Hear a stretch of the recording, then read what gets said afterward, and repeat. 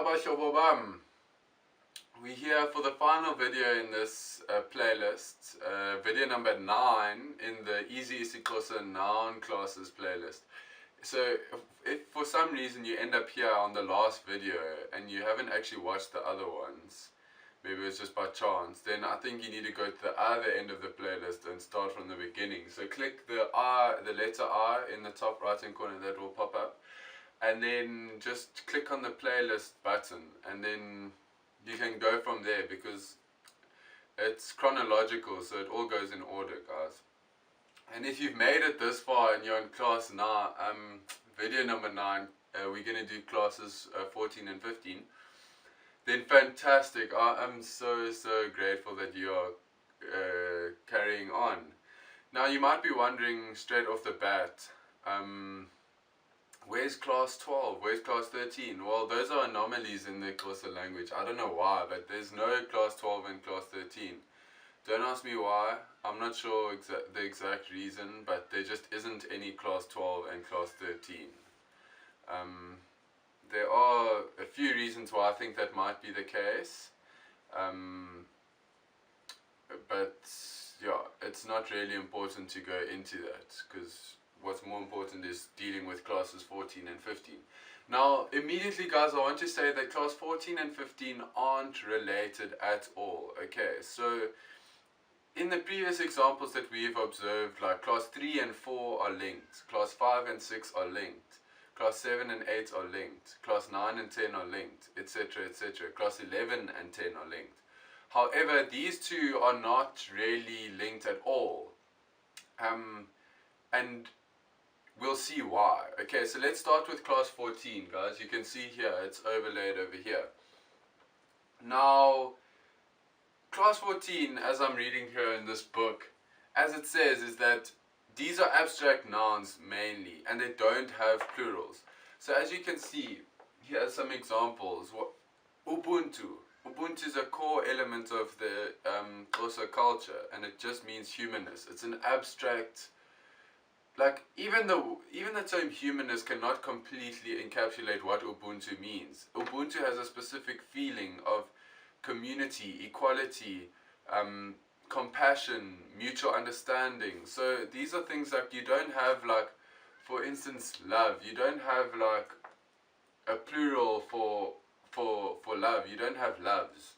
Love is love. You don't have different kinds of love. Okay, although I suppose maybe you could argue you do, but anyway. So these examples, Ubuntu, Ubudala, Ubucha, Ubudoda, Ubufazi, etc., etc., you can see that these abstract nouns,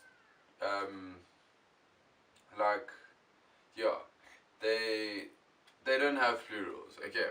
Now there are a few other examples here, as we can see, with the miscellaneous ones like Ubusi, which means honey, Ubusuku, which means night, and like Ubusika and Ubuso. Now these aren't abstract nouns, so they should actually theoretically have a plural.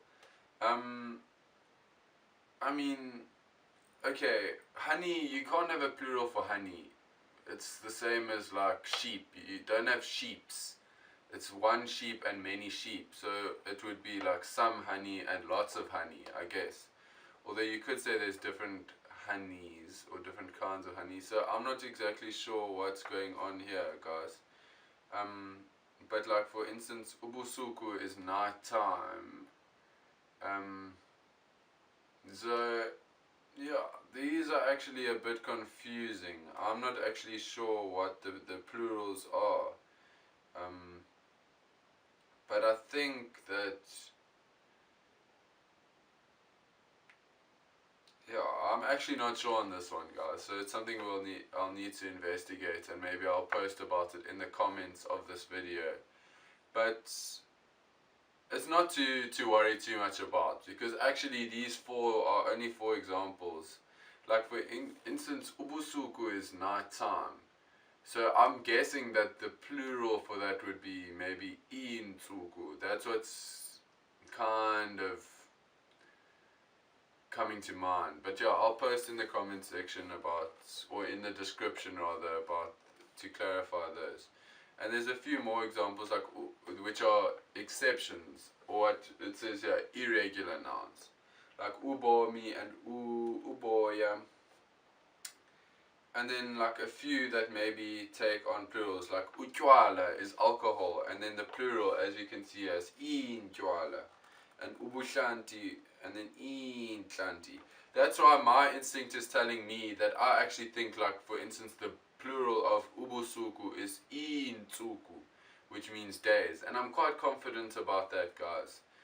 And maybe ubusika is, that's winter, so you wouldn't say, like, really, there's not many times where you'd say winters, like plural of winters, but you could, maybe it would be intsika, and for ubuso yeah, that's not gonna work. Intso, yeah, I don't even know about face, guys, the plural of faces, but yeah, maybe someone that watches this can help us out. Maybe there's a Xhosa speaking person that watches this and then can hit us up in the comment section and let us know what is actually the plural for some of these miscellaneous nouns that we see here, guys.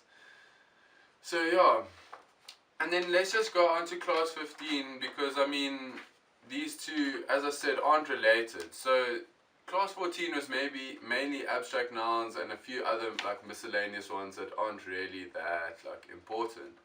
But anyway, class 15, guys, yeah, like obviously class 14, the prefix was ubu, and then in some instances there was like a silent like bu. But here in class 15, the prefix is uku, and this is the final class in the Xhosa noun classes like setup. And as it says here up here on the description, these are verbal nouns known as gerunds and are in the same form as the infinitive verb. So guys, these are nouns that, how do you say it? They can be both a noun and a verb depending on how you use them. So like ukutya, the word ukutya can mean food, but it can also mean to eat, or like, yeah, exactly. So it's depending on the context in which it's used, it has a different meaning. Let's see some of these other ones, like ukuqonda. So ukuqonda can mean like to understand, but it also is like understanding. So it's like I said, like it can have multiple applications depending on what's going on here. And yeah, that goes the same for ukwenza, ukwaka, ukoja. These, yeah, like these are basically, it's a bit confusing, but they can be used as nouns or as verbs depending on the context, and you don't really come across these like very often. Okay, and finally, just to wrap things up, there are also some irregular nouns that need to be learned, and you can see these here. So these are all ones here that are really like quite deep exceptions. All the plurals have ama by the looks of things, which is class 6, but they fall under different classes for the singular, like umxhosa, indoda, inkwenkwe, intombazana. So these do not follow the normal like correlation between the singular and plural classes. Okay, guys. But yeah, that's it, guys.